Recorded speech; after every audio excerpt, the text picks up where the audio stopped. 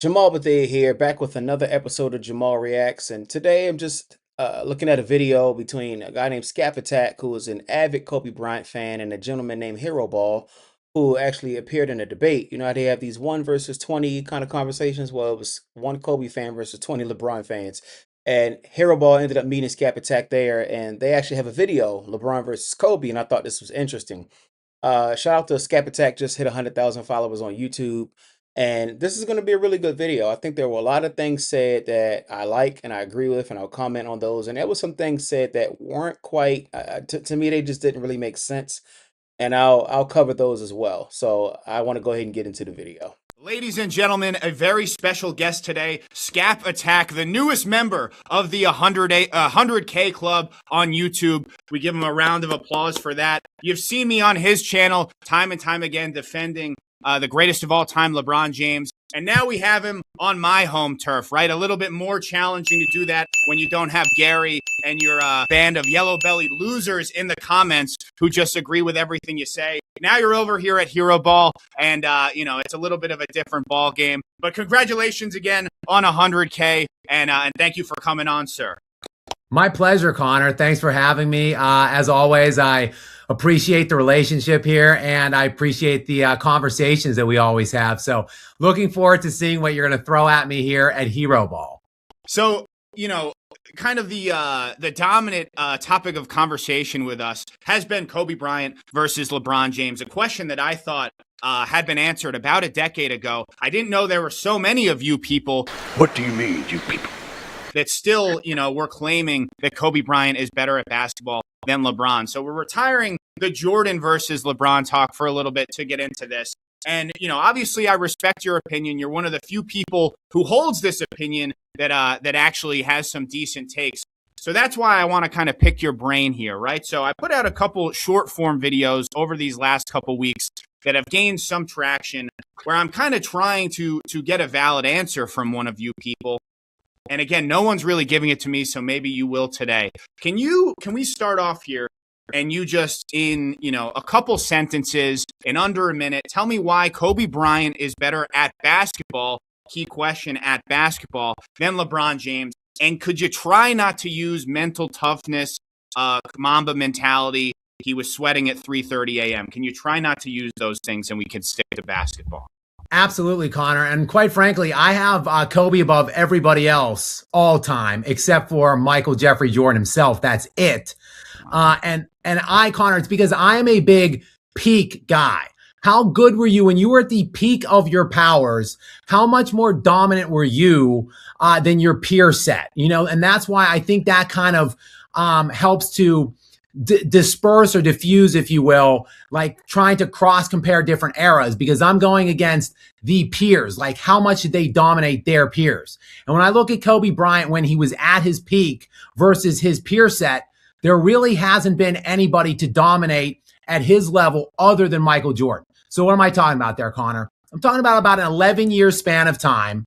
And if you want to just hone in on a decade, Kobe Bryant is one of only 3 players in NBA history to lead an entire decade in points scored and points per game averaged. So the other guys joining Kobe Bryant, actually, it's not Michael Jordan. It would be Will Chamberlain and Kareem Abdul-Jabbar. That's an insane accomplishment.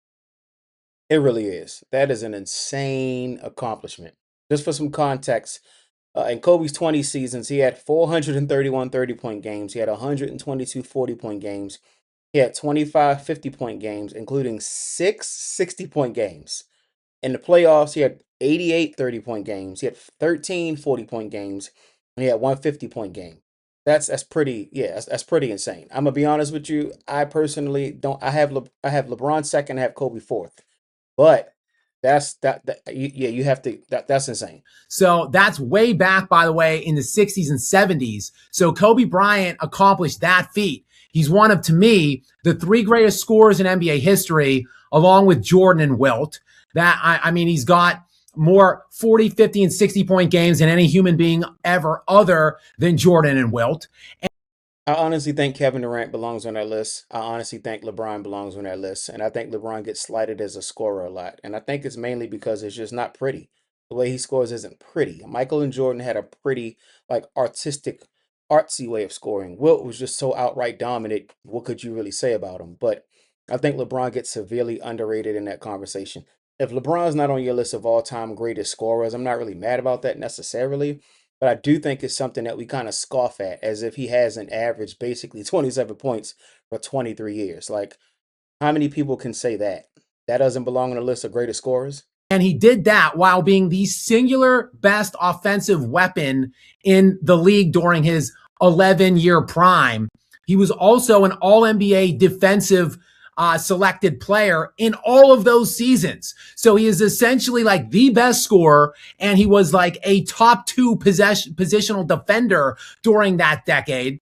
He did that in a decade, Connor, where he went to 7 NBA Finals appearances and won 5 of them while playing more 50-win opponents ever. So he's faced more 50-win teams in the playoffs than any player in league history. He has beaten more 50-win teams than any player in league history. I think the only problem I have with that argument is we really don't mention Shaq when we talk about those 5 rings. We really pretend Kobe was number 1. Later, you'll hear Connor say Shaq was 1A, Kobe was 1B. And I'm like, it wasn't 1A, 1B. Shaq was 1, Kobe was 2. You know what I mean? Like, it's okay to be second fiddle, I mean, for the first 8 years of your career to somebody like Shaq. You know what I'm saying? Like, being number 2 on a team a lot of times means you probably have the ability to be a number 1. You just don't happen to be on that particular team. So I'm not demoting Kobe as if somehow being second is like, oh, get out of here. That's how people typically treat Scottie Pippen, which I don't understand. But, yeah. And he did it with relatively a lack of overall help, at least when you compare him to other dynastic all-time players. This is one of Skap's weakest points. The reason I say that is because let's be all the way honest. Would you rather have Shaq for 8 years, the first 8 years of your career, or would you rather have Dwayne Wade and Chris Bosh? And that is no disrespect to Wade and Bosh, but let's be honest. A prime Shaq, you would take prime Shaq any day. Would you rather have a prime Shaq, or would you rather have Kyrie and Kevin Love? Honest question. Because again, Kyrie and Kevin Love are phenomenal. Kevin Love don't get enough credit for his rebounding and defense, mainly with Cleveland, because he wasn't really that big of an offensive guy, 16, 17 points a game. But would you rather have them two or prime Shaq? And then Shaq leaves, you get Pau Gasol. Then you have Lamar Odom, 6 man of the year. Like, you still had Derek Fisher sometime. Like, what do you mean he didn't have, like, that's just a weak point. Relatively lack of help. Kobe spent a few, not having a great supporting cast before they reloaded him and rebuilt. So I don't agree with that point at all. He had probably the best teammate, sidekick, call it what you want, that you could really have relatively ever. Because let's be honest, would you rather have Shaq or Pippen? So when I combine all of that together, my question to you is, why not Kobe Bryant? Well, why not Kobe Bryant? It's a good question because you have LeBron James, who is just clearly the superior basketball player. So let's get into some of the stuff you said, right? You talked about this 11-year period. Something that fascinates me, you talked about the 50 and 60-point games. What you obviously know, because you're a stats guy, is that a lot of those games happened during a 3-year window where the team did not win a playoff series, right? They missed the playoffs. They win 34 games. They come, they go, they blow a 3-1 lead in the first round versus the Suns, where he very famously quit in a way that LeBron James never. Okay, I promise I'm not going to stop every other 2 seconds on this video, but a couple things. Number one, people largely believe Kobe got cheated out of some MVPs, and that's a great point that Connor made. Because at the end of the day, scoring 30, 40, and 50 and 60 is awesome, but if you're not winning, it's kind of empty calories. People love to throw out the, oh, with LeBron, it's empty stats, this empty stats, that. Like you said, a lot of that came in a 3-year span where he wasn't really winning. So wouldn't that technically count as empty stats, empty calories? It's awesome. It's Kobe. But I mean, let's be honest. It's a lot of empty calories. One thing Connor said I disagree with, that he famously quit when he blew that 3-1 lead. Kobe did not quit. He was proving a point. Oh, I'm a ball hog? Let's just stop. Okay, I'm gonna stop shooting and let's just see what happens. That's not quitting. Do I think Kobe picked the wrong time to maybe make his point? Sure, I do. But it was not him quitting. It was him making a point. Now again, that was game 7. That was the second half of game 7. So he still blew a 3-1 lead. And again, with Michael and Kobe, it's almost not allowed to mention any negatives. No one talks about them blowing a 3-1 lead. They'll mention how many times LeBron got swept, and he did. They'll never mention Kobe blowing a 3-1 lead. So he still blew a 3-1 lead. But I don't think it's correct to say, oh, he just quit. He didn't quit. He proved a point and probably just picked the wrong time to do it. Ever had. He quit in game 7. He took the most shots in the league that year, and he scored 1 point in the second half. And then they come back again and they lose in 5 in the first round. The majority of his 60-point games happened in a 3-year window where the team did not win a playoff series. They went to 4 finals in 5 seasons, winning 3 of those finals, and then they lose Shaq. It was 1A, 1B, but without the 1A, they can't win a playoff series for 3 years. It was not 1A, 1B. We have got to stop that argument. It was not 1A, 1B. It was Shaq was the number 1 guy. Kobe was the number 2 guy. Kobe was very capable, and once it was his turn, which is why I'll never understand why Shaq left LA. He knows now that it was an idiot move, but at the end of the day, we got to stop saying that. It was not 1A, 1B. It's okay that Kobe was second. It just was Shaq's time. And then once he was gone, they got Pal, and it was Kobe's time. I feel like some of these scoring numbers that you're throwing at me, he's one of the greatest scorers to ever play in the NBA. I don't think you'll find anyone to dispute that. But a couple of those seasons, it wasn't really equating to winning basketball games, right? It's funny because Gilbert Arenas said that. He was like, with some of those teams LeBron had, Kobe would have just scored 60. And that doesn't win you the game sometimes. Michael and Kobe, like I'll give you an example. The 2007 NBA season, 2006-2007 season. LeBron took Cleveland to the finals and got swept by my Spurs. He didn't play up to his normal standard, but he also didn't have a sidekick. LeBron's style of play is a part of why they got that far. Michael and Kobe would have just scored 50 and 60. They could pass. They could, because I think there's a difference between skill set and style of play. LeBron could score 30 a game if he chose to. Michael and Kobe could have averaged 6 or 7 or 8 assists if they chose to. I think because they're gunners and scorers, they chose to score. That's what I honestly think. So I think if you drop Michael and Kobe into the 2007 finals, I think they both would have won. I honestly do. I really think that. However, I don't think either of them would have gotten them there. Right. And I had nothing but love and respect to our friend Gary, but a lot of your friends in the comments also agreed. I was talking about a Magic series where LeBron James averaged about 40 points a game, and all the comments were saying, well, that doesn't matter. I'd rather have 25 and win the game, which doesn't really make any sense. But I would throw that back at you, right? A lot of these great scoring years, these great scoring numbers, they weren't really equating to playoff success, right? So what say you about that? Because he had, at the start of his career, right, born on third base, he thought he hit a triple. Then he had that gap. No one talks about those 3 seasons. We like to take the scoring accolades and not look at the bigger picture. You could tell me about how good that Suns team is. You can tell me about how bad his team was. But I think for the second greatest basketball player in the history of time, what you're claiming he is, to have a 3-year window in the peak of his powers in the middle of his prime where he didn't win a playoff series, how could that be?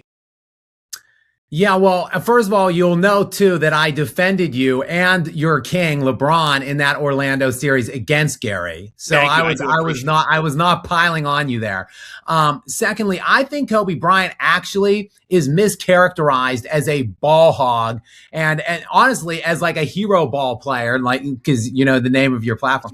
I think he's been mischaracterized by that because Kobe actually sacrificed his individual scoring quite a bit, especially early on in his career. I completely agree with that. And it's funny because I've said that to people. I'm like, all right, let's look at some numbers. This is how much reputation and fan opinion and feelings supersede the truth when it comes to sports. Kobe Bryant and LeBron James both take about 19 and a half shots per game for a career. Has anybody ever called LeBron a ball hog? Most people don't even know that. They probably think he takes 27 shots a game, which he did the one season he averaged 35 points a game.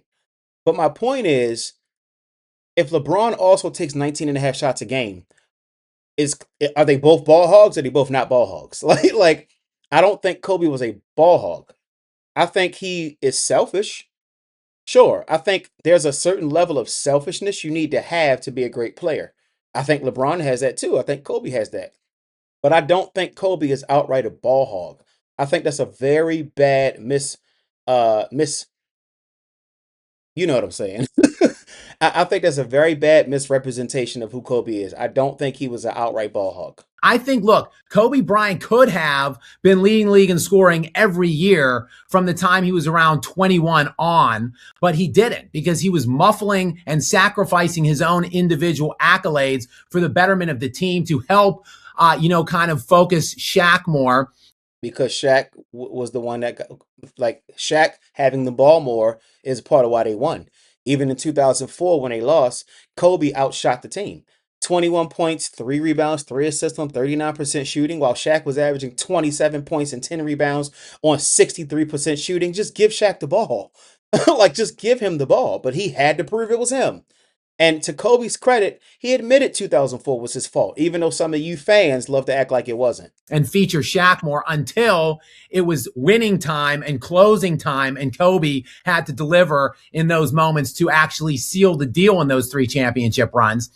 But then when we saw Shaq leave town and Kobe's team stink, and Connor, yes, they did stink.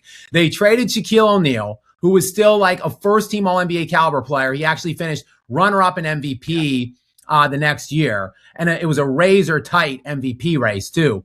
So they traded Shaq at that point for Caron Butler. It was Brian Grant and Lamar Odom. That was the package the Lakers got back at that point.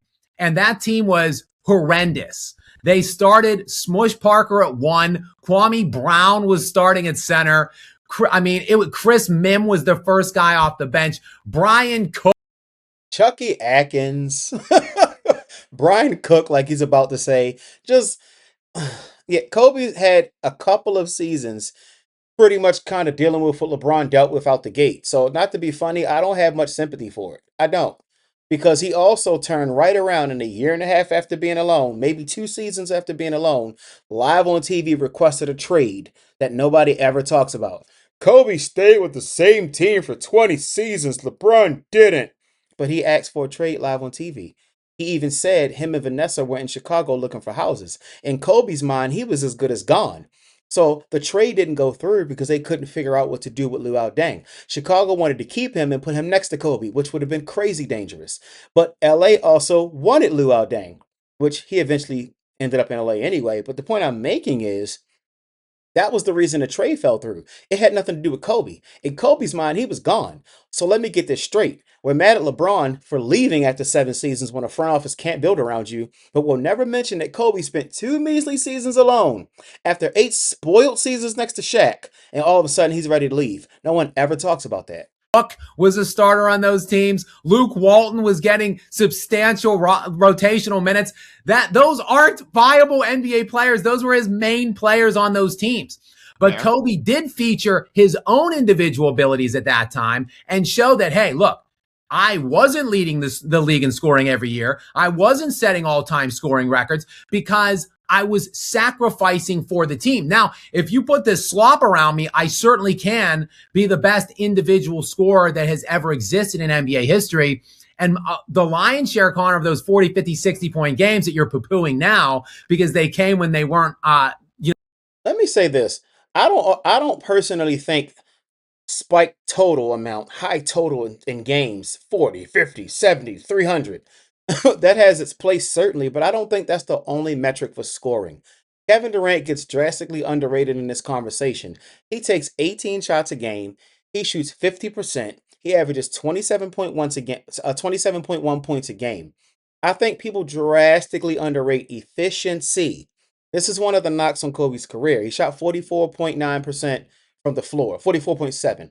One of the two. The point is he shot 44% from the floor. League average is 40 to 42. So he was still above league average. But even in the playoffs, Kobe drops to 41%. So to be honest, being a shot chucker and a shot jacker, that gunslinger like Brett Favre, I'm going to just sling it. I'm going to just chuck shots. That's great. But I do think efficiency needs to have a lot more respect when it comes to basketball. Kobe Bryant was not massively inefficient. 44.7, basically 45% from the floor while giving you 25 points is still freaking legendary. That's why I have him in my top five. That's why he deserves to be top five. You know what I'm saying? But there has to be something said when a guy can be so efficient as to basically average more than Kobe on less shots. Actually winning playoff games. Also, league-wide scoring averages back then were like 96 per game. So he was still doing that stuff in a much slower, much more difficult paced, and much more difficult era. That's a good point, because his points accounted for a bigger lion share of the points back then than they do now. That's a good point. To succeed in at a high level in terms of scoring. There were times where he had half of the 50-point games for the entire season. So now when you look at like LeBron James and Kevin Durant, who have kind of evolved with this current NBA iteration, where league-wide scoring last year was 116 per game, 20 points more per game than during Kobe Bryant's entire tenure, basically. Still, Kobe has more 40 and 50-point games than KD and LeBron combined. Because maybe it's not all about scoring 40 and 50, which is the efficiency point that I'm making. While I do think Kevin Durant can be a prisoner of not shooting enough sometime, I will say that too. And LeBron obviously prioritized passing a little more.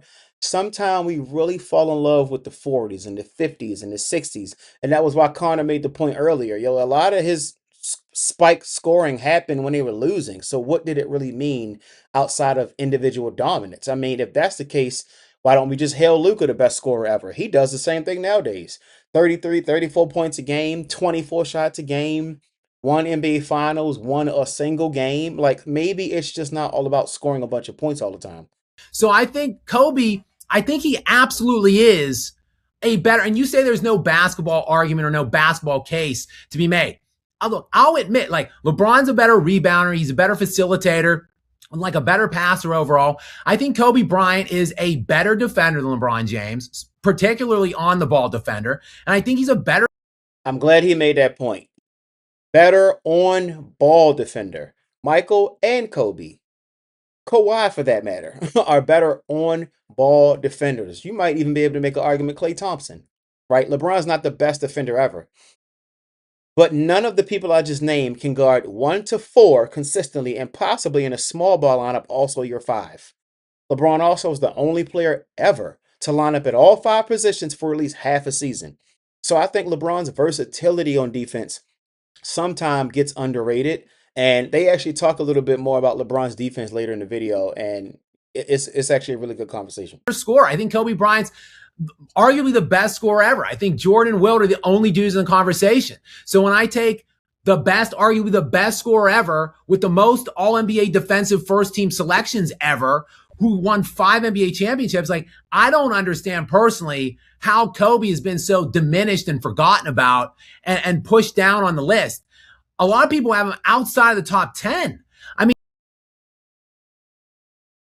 mean, anybody who considers himself knowledgeable about basketball but doesn't even have Kobe in the top 10, don't talk to me ever about basketball. And I mean that with my chest out.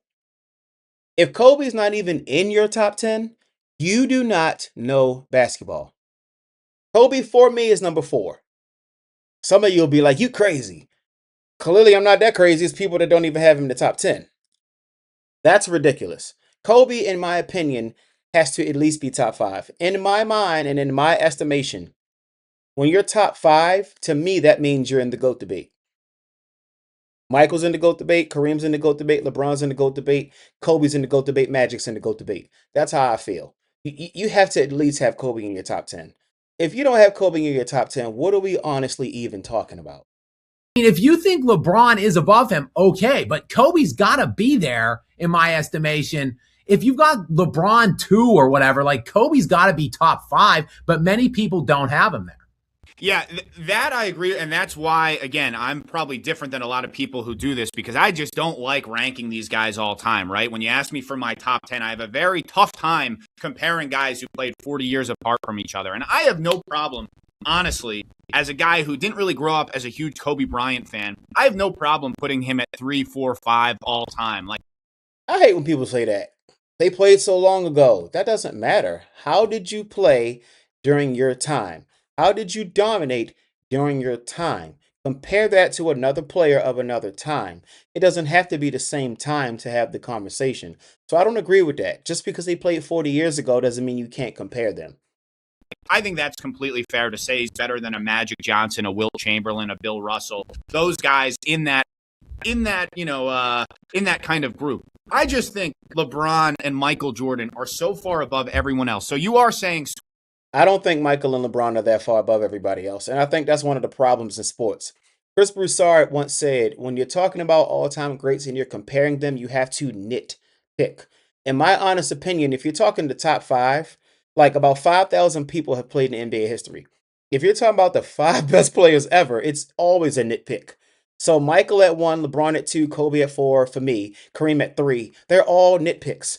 LeBron being at two, Kobe being at four, it's probably that much of a gap. Like it's not. No, Michael and Kobe are not that. I'm sorry, Michael and LeBron are not way above everybody else. People love to believe Michael's way above everybody else. I don't agree with that. I think Michael is above everybody else, but it's not way above. That's called fan emotions and opinions.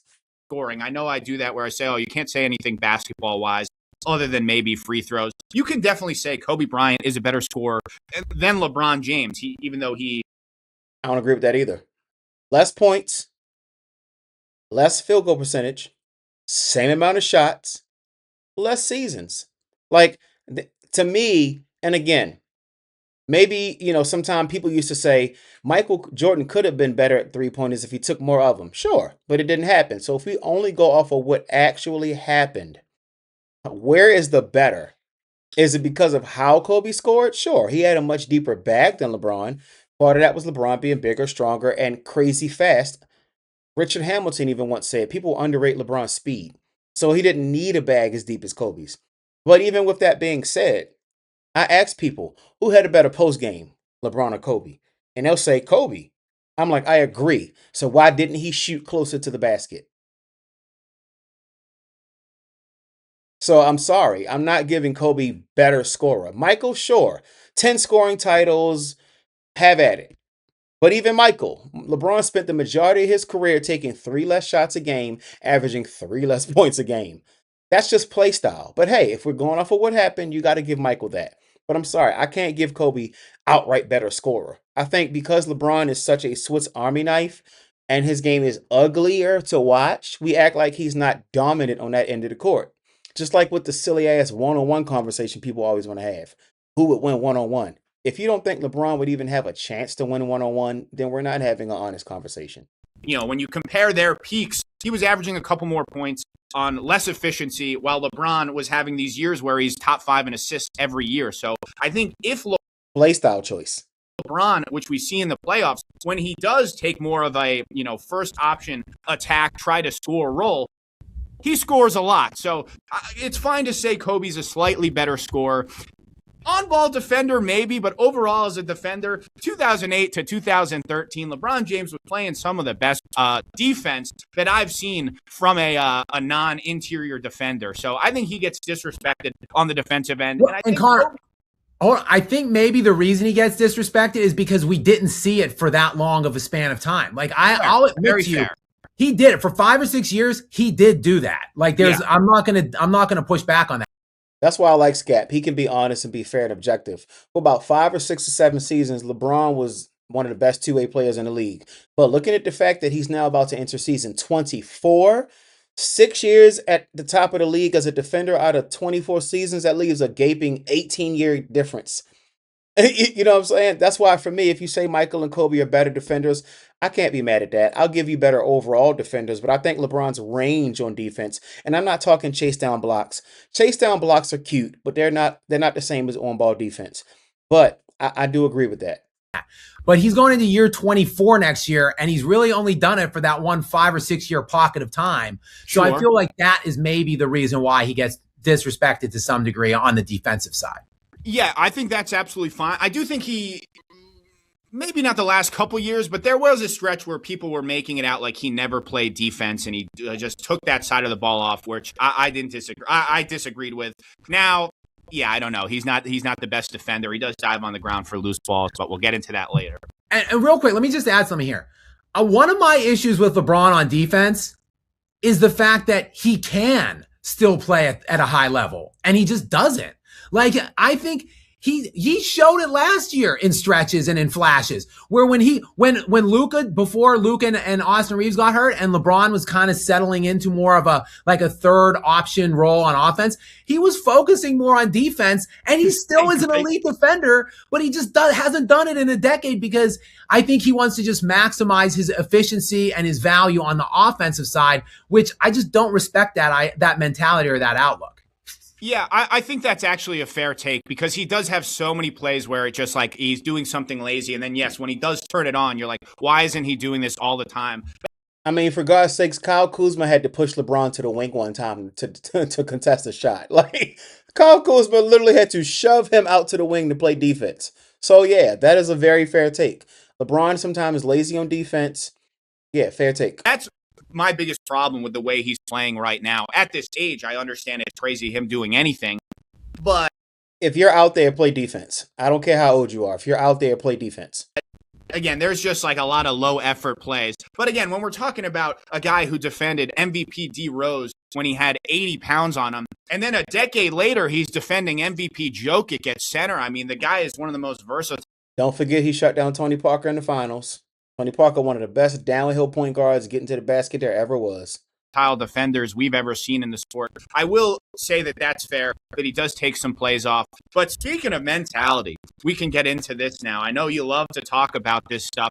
I love to talk about this stuff too. As a student of performance psychology myself, I actually know a lot more about it than a lot of the people online that spew this nonsense. Why, when we talk about LeBron James versus insert, whether it's Jordan, whether it's Kobe Bryant, the first thing out of a lot of people's mouths, and I do appreciate you, I tip the cap, you did just give us a great answer as to why you believe Kobe Bryant is better than LeBron James, an answer that's better than anyone else that shares your belief system.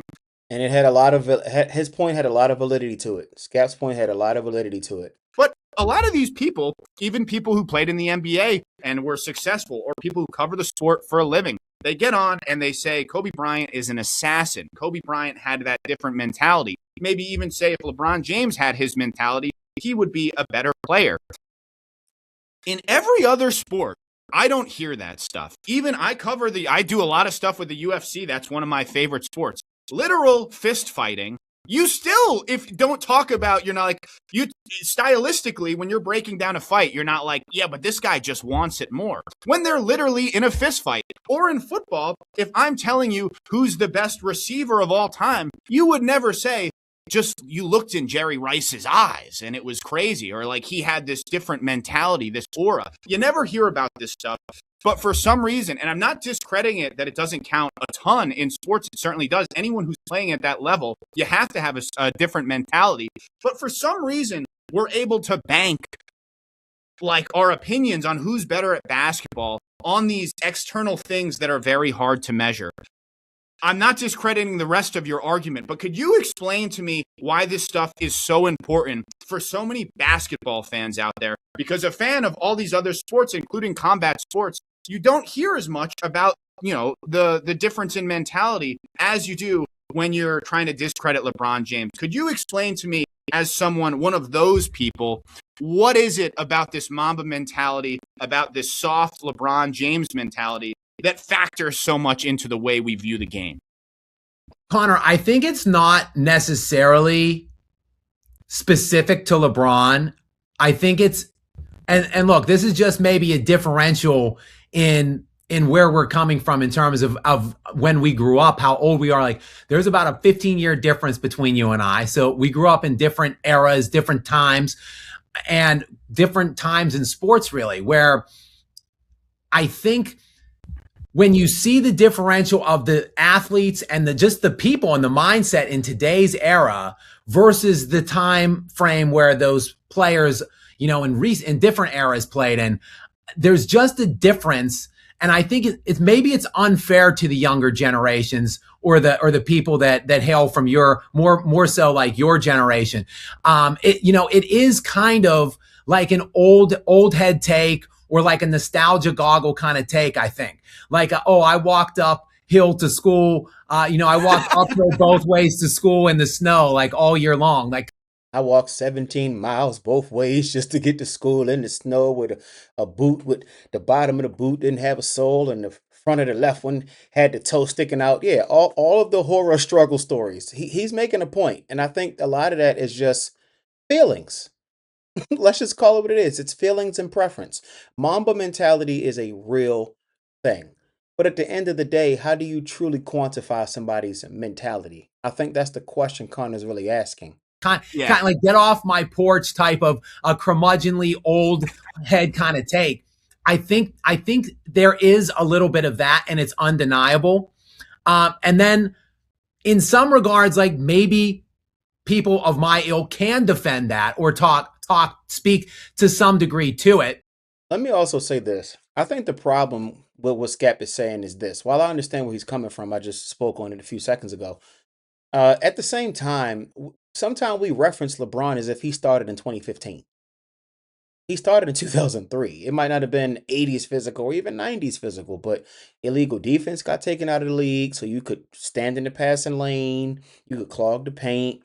So it's like he talking about like people of your younger generation. It's like I don't know how old Skap is. He has gray. I have gray. We probably around the same age, probably a little older than me by a few years. But the point is, we really talk about LeBron as if he came in the league like 5 years ago, and he's just a soft as cotton, whatever. Like LeBron's been in the league over 20 years.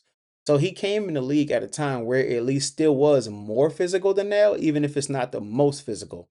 So that's my only objection to that argument. It is an old head argument, and it's a lot of the time in different you know uh, fields of industry, and people always have this old school, we did it this way, so that's the only correct way to do it kind of mindset. And I think sometimes that keeps really everybody from just appreciating what's actually happening. It's like just because it happened that way then doesn't mean the way things are done now isn't valid. While there are some things about the old school that I would love to put back in the NBA, I would love for hand checking to be completely legal again. Allow them to hand check. Let them to play straight up defense. You get past me, let me stick my hands and move you right back in front of. Like I would love for that. So I'm not saying old school basketball has no merit, no nothing. Some of what the older guys said. I would love for bigs to return to playing on the block a little more. I love the fact that big men can space the floor. That's not something big men of yesteryear ever had to play defense against. So when they talk about like could Shaq guard Jokic? No, Shaq would kill Nikola Jokic. But Nikola Jokic would also kill Shaq because he's not used to playing out to the 3-point line. Like, what are we talking about? You know what I mean? So I think it's some of that. I think, and it's not necessarily specific to LeBron alone. And some of it is almost like LeBron was forced into it in a way, or dared into it in a way, because there is such a mythos built up around ring culture and ring counting now at this point that like LeBron was so individually excellent at such a young age.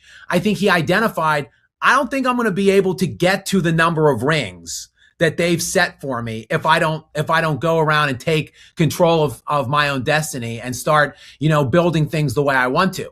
So maybe if had LeBron come around in a different time and people weren't just so obsessed and fixated on ring culture, maybe he would have stayed in Cleveland his entire career, But the thing is, when we see people of my generation see these guys, not just LeBron, but LeBron, Kevin Durant, jumping around the NBA, going 3, 4, 5 different teams, and you see players like Kobe Bryant, and yes, Michael Jordan played for the Wizards at the end, but primarily they just stayed with one team. And like Jordan at the beginning had to go through shit where he didn't have like a requisite amount of talent around him to compete. Kobe Bryant went through the rebuild in the middle part when they got rid of Shaq, where he stayed with filth before they got him Pau Gasol. So like these guys, basically they just wade through the challenges and the difficulties. They go through the rebuilds or they wait to get their help. And then you see these players like KD and LeBron who are just jumping around whenever anything goes against them in any way, shape, or form. They jump to like the next team that's ready-made for them to win. That's a half argument. And the reason I'd say it's a half argument is because he's totally not talking about the 7 years LeBron spent in Cleveland where they proved they couldn't build around him. Like they tried. They tried to get Michael Redd, couldn't get him. They tried to get Ray Allen, couldn't get him because the Supermax had just came out. So Ray Allen stayed with Seattle and signed for $85 million. They had a chance to get Amari Stoudemire, but they didn't want to let go of J.J. Hickson, who ended up out of the league altogether. Like he's not mentioning those 7 years in Cleveland at all. Like, come on. LeBron didn't just come in the league and say, yeah, I'm out of here. I'm going to the next team. He was there for 7 years. 2007, he took his team to the finals, having no real help next to him. And okay, cool. Let's retool and let's do it again next year. And then Boston happens, which again, people act like wasn't a super team because they weren't 26 or 25 and because it was drafts and trades, not player movement and free agency. It's like, what are we honestly talking about? He makes a point about ring culture. But at the end of the day, it's like we're asking LeBron to stay in Cleveland and hope to win one championship like Dirk. As much as we respect Dirk for staying, does anybody have his one ring being meaning more than LeBron's four? Oh, like nobody does. So I get his point. Kevin Durant's honestly a different story. And I say that because Oklahoma City had a great team. They were up 3-1 on Golden State. They blew that lead, and then he left. That's a totally different story. You had a really good team at first. Westbrook just retired, Hall of Fame, first ballot Hall of Fame career, but some of his decision making wasn't great. So sometimes that left you in a deficit. So I get why Kevin left. Hey, man, I feel like I can't win here. Okay, no problem. But at the end of the day, he's totally discounting the 7 years that LeBron spent by himself, hoping to win. Everything was on his shoulders every playoff series. Kind of like Cade Cunningham this past season. I had the Pistons going to the finals. 60 wins don't mean anything if you can't get through the playoffs. People love to say that. Man, please, some of them LeBron teams had 60-win seasons. Don't matter. Styles make fights. The NBA playoffs are about matchups. It became very obvious Cade Cunningham was the only playmaker. It was very obvious at that time. LeBron was the only playmaker. You know what I mean? So it's like, are we talking about that as well? Michael stayed with Chicago because he didn't need to leave. They gave him everything he needed. Kobe spent about 2 seasons alone. Talking about he went through the gauntlet of years. It was about 2.5. And he asked for a trade live on TV to leave. Even just being alone for 2 years. Nobody ever wants to talk about that. So spare me with the Michael and Kobe stayed and LeBron just wouldn't stay. He played for 7 years with Cleveland. They couldn't give him anything. He went to Miami, won, went back to Cleveland and won. Okay, he went to LA. LA didn't have dirt when he got there. Sure, they ended up trading for Anthony Davis. That wasn't player free agency, right?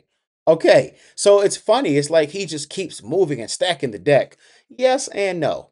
Yes and no. And in season 24, he's going to Philly. What'd y'all expect him to do? Try to be the number one option on the team?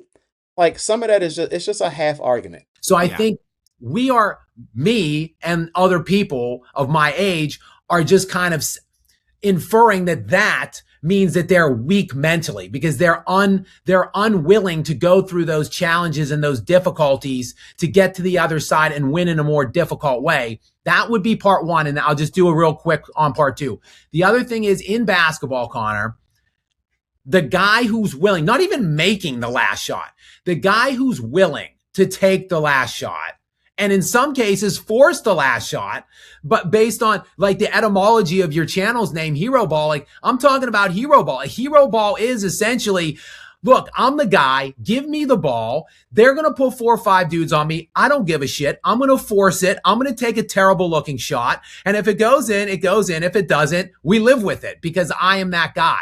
That mentality, which you and others could argue is inefficient, ineffective, maybe not even the best thing or the best way to approach those end of game situations.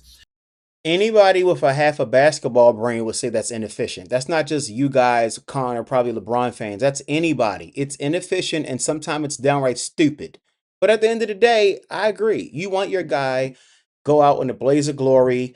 You're watching a gangster movie where the car is surrounded by cops and, they get out and they understand there's 10 cops with all got 6 shots left and a clip on their belt, and you want your guy to go out and shoot and shoot because at the end of the day, you went out in a blaze of glory. So I do understand what Skap is saying.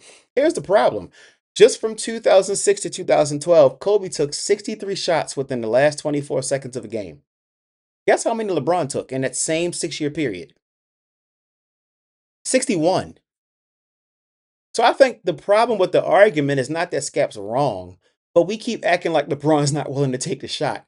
In 23 seasons, he's taken way too many of them and hit them at a decent level. Some of the statistics favor LeBron, some of them favor Michael and Kobe, but he's taken way too many of them for us to even still be having a conversation about whether he's willing to take the shot. He's a scorer and a passer. Why would that change at the end of the game? Michael and Kobe are just scorers. They could pass, but they prefer to shoot. So that's going to give them that added benefit at the end of the game because that's what they want to do anyway. So LeBron's the same player he is all game at the end, and somehow that's a problem. But again, just that small 6-year clip in a 23, almost 24-year career, he took 2 less shots in the same time period as Kobe. How does that speak to a guy who doesn't want to take the shot? This is one of those moments where I go, Skap, I'm sorry, you sound like the rest of every casual fan making a bad argument. But all of the great players, or the Jordan and Kobe players at least, had that assassin type mentality where it's like, I don't give a shit. Like, they all know, give me the ball, and then everybody else just go wait for a rebound, because I'm jacking this shit up with like 5 dudes on me. Whereas LeBron is obviously more prone to making the passes at the end of game situations. So I think, again, people of my ilk usually use that against him. Like, but they shouldn't, because again, in just a 6-year span, he was 2 shots behind Kobe. That's plenty of shots. My other finger wasn't in the camera. There we go. He was 2 shots behind Kobe. So it's not a relevant argument. The point is, it's a fan-made argument. That's the whole problem. Win or lose, make or miss, I want my guy, the guy, taking that shot at least every time. LeBron, for the vast majority of his career, hasn't. Yeah, well, but that's not true. That's the whole point. For the vast majority of his career, he didn't. That's literally statistically not the truth. Yes, he's more prone to passing because he's a scorer and a passer. And again, as a fan, I consider myself number 3 behind Lee Shannon Sharp and Lee Nick Wright. I am Lee Jamaal Bethia. I am that big a LeBron fan. There are times that I wanted him to take the shot too, and he didn't, even including that All-Star game where Kobe and Melo, and I think Dwayne Wade were all like, why didn't you shoot it? Yeah, and LeBron said it afterwards. I feel like I let my team down. So I get where he's coming from, but the numbers literally support the opposite stance, that LeBron is willing to take that shot. He's taking a bunch of them. I'm confused by why this is still an argument in 2020-6. Actually, with the name Hero Ball, I do think, I've always just been fascinated with that concept, right? When in basketball and any sport or in life, like, I want the ball in my hands. I don't want to be able to point the finger standing in the corner like PJ Tucker, being able to blame it on anyone else. I want the blame and also the glory if the shot goes in. But I've never understood that. I appreciate you breaking that down for me. But in basketball, isn't it more efficient? I talk about a perfect, summary of the man's career. The longest 10-point scoring streak. Yeah, see, this is where Connor's argument falls. Nobody's perfect. Nobody knows everything, including me, right? Of course. But this is where he should have looked up the stats and went, excuse me, actually, LeBron was lock and step, pretty much stride for stride with Kobe for a long time. So that's just not a true argument. That's what he should have said. Gets broken on a game-winning assist because he just always makes the right play. It seems like if it wasn't LeBron James, because everyone, like the media, has decided that we were going to antagonize him from the beginning of his career. If that wasn't LeBron James, wouldn't that be celebrated? The fact that he's always willing to make the right play, especially it's not like he's passing because he's scared of the moment. He's one of the greatest passers we've ever seen. So he also happens to be one of the greatest clutch players ever. Because of Dallas, which is LeBron's fault, he may never really get the credit for being clutch. But the NBA has been collecting clutch data since 1997. They only been giving out clutch awards since I think like 2022. But if they had been giving out the award longer than the last 4 or 5 seasons, LeBron would have won the clutch award 4 times. The channel Nonstop on YouTube literally has a video about it. Go watch the video. They pulled all the stats. It proves that LeBron is a clutch performer, and we just got to stop with the narrative. That's the honest to God truth. Dallas will always linger over LeBron's head, and it should. Even though there was more afoot than just him choking, coaching strategy, teammates not hitting shots, which Mark Cuban actually said. LeBron made the right pass a lot of time. The teammates didn't hit the shot. They cloaked LeBron because they knew if we let LeBron run loose in this series, we're going to lose. Great defensive strategy, right? But literally, the numbers and the history all support the opposite.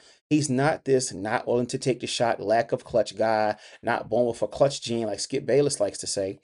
It's just not true. And I think that's the problem. We allow narratives to run further than the truth a lot of the time in sports. So, and when you pair that with his scoring, he is such an offensive engine and requires so much attention and so much of, your. Also, that 10-point record is, I mean, it's a cool record. You know what I mean? Like, he's looking at how far he ran it up. It's a cool record, but I'm sorry, Connor shouldn't have said that one. Focus on defense, that he's able to make the right plays, and I think that should be celebrated. But when we talk about mental toughness and this stuff, again, without even getting into the guy's upbringing, we're talking about tattooing the chosen one on his back when he's 16 years of age. We're talking about Sports Illustrated. We're talking about they're not able to play games at his high school. They're going to Akron College because they can't fit that many people in the stadium. We're talking about they go Jordan, Magic, Kareem, LeBron on ESPN when he's 17. He is, I mean, I don't like this argument at all. I don't see why he brought this argument up at all. Maybe you could talk about some individuals like a Tiger Woods or Serena Williams or whatever you want to say. In organized team sports, nobody has had remotely the pressure that he has had. So that is true. LeBron has had so much pressure, so much more than really anybody. That's a good point. The fact that we could even say that this guy isn't mentally tough is so bizarre to me. And that's honestly what really gets me worked up when people talk about his mentality. It's so beyond, I guess if you played a sport, not even at a high level, but if you grew up in sports, you have to know that the pressure that's been on this guy and the amount of times that he could have crumbled, which I want to get into, specific games and moments next, because I think that's another, pretty big feather in his crown, if you will. But the way we talk about pressure, the way we talk about, the mental game when it comes to LeBron James has never made any sense to me. The expectations on this man, and then he gets drafted by the hometown team. It doesn't make any sense. Yeah, so I think overall, a very good video, very, very, very good argument. Both ways, to be honest. There were some moments I feel like they both kind of, that's a typical argument. That's not really a good argument, at least in my opinion. Tell me what you guys think. Thanks for tuning in.